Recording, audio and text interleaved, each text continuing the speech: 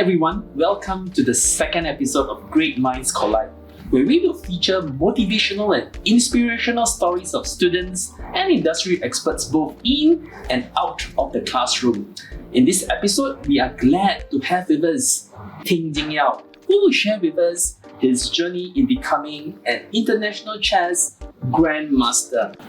When you first started playing chess, did you ever envision that you would become a grandmaster one day? I think I never really thought so far. It was always more of like the next immediate goal. For example, when I started playing, when I got my first title of FIDE Master, then I was looking at to achieve the next title of International Master, and then after I got that, I aimed for Grandmaster. So I don't think I had the goal from the very start, but definitely I thought that I had potential for something. So but it was always the next immediate goal. Become an international grandmaster. What would you like to achieve next? There are no more titles for me to attain, yes. So I would like to push my rating as high as I can. So my next goal I set for myself was 2,600. I'm about 40 points away right now, and maybe when I get there, I'll have a new goal. Okay, how much time do you spend practicing chess and preparing for various chess tournaments on a daily basis? I don't necessarily practice every single day, but I think on average I would spend 1 to 2 hours a day.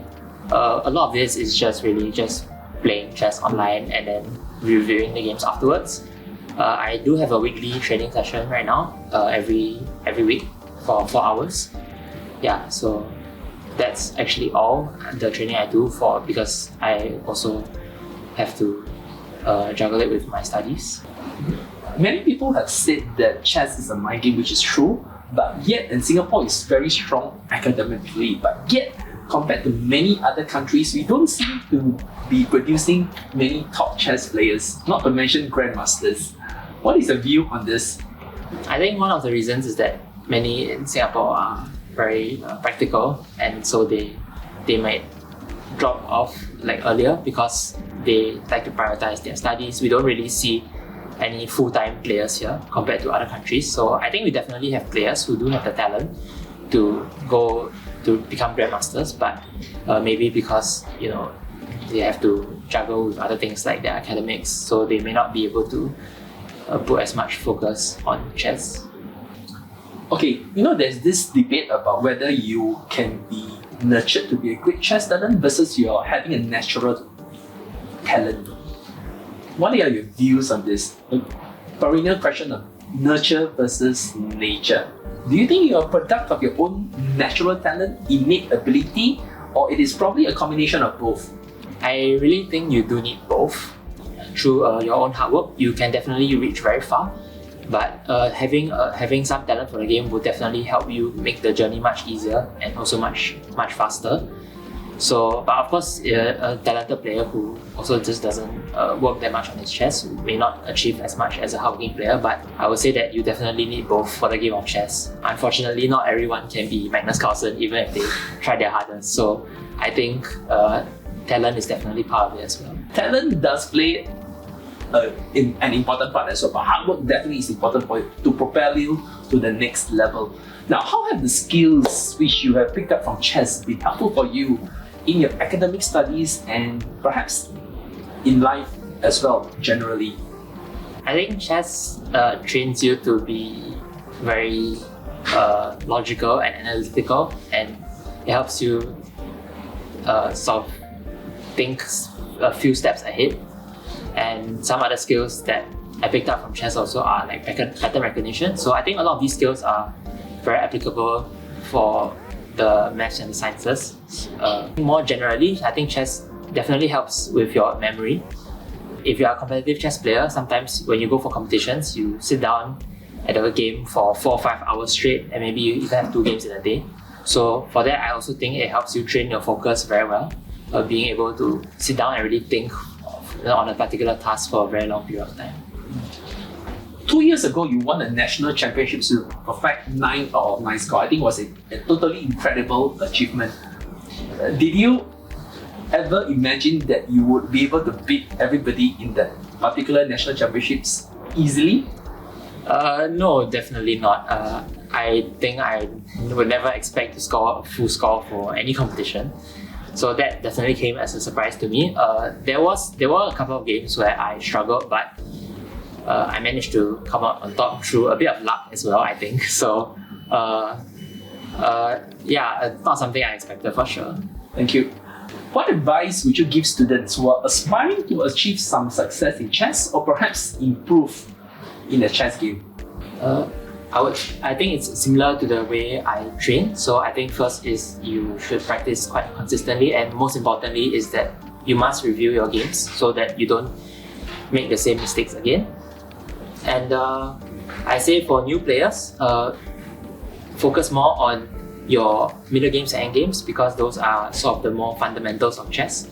I think openings are a part of the game where they're important, but they don't really improve your understanding of the game that much compared to the middle game and end game. So I think really drill your middle game and end game foundations first before you go into other areas. When I was a young chess player, I used to study a lot of chess. I just put in a lot of hours, and my favorite player at that time was Bobby Fischer. Okay, everybody in my generation aspires to be like Bobby Fischer because he single-handedly took on the Soviet Union and became a legend. So when I was young, a lot of my games were pretty modeled after his. I chose his same openings as Leon, King's Indian defense and so forth, right? So is there anybody, any particular grandmaster or chess player who inspired you when you were younger, even now? Or has this idol or has this role model perhaps changed over time? I think there were definitely like great players, like names that I like, but I don't really think I developed my chess of any of like their styles. For example, I think a lot of my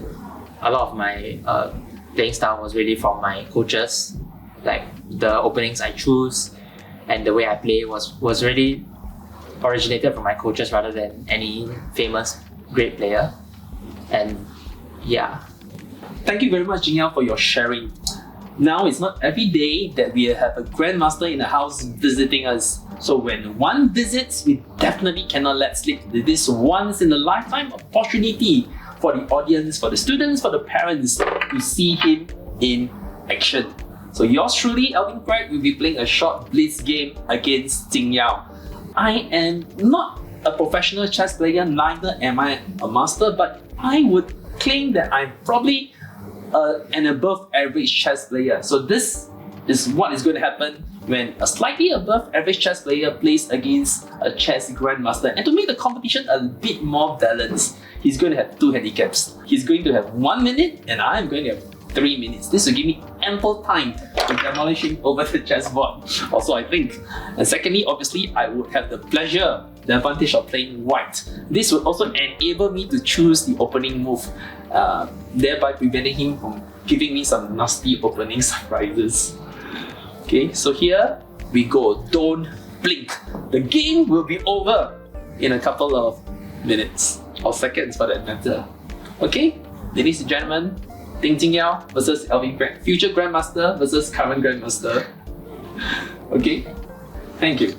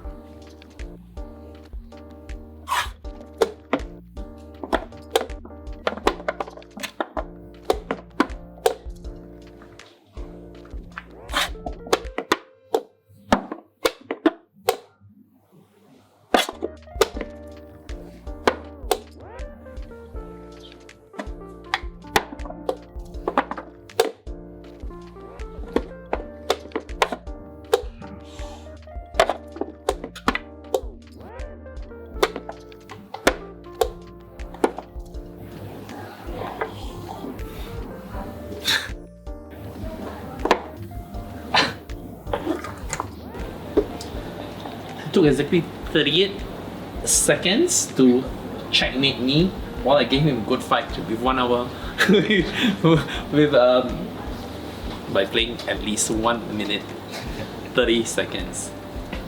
Queen B2 mate. Thank you, Jingyao, for the stunning demonstration of a Grandmaster's ability and also your sharing today.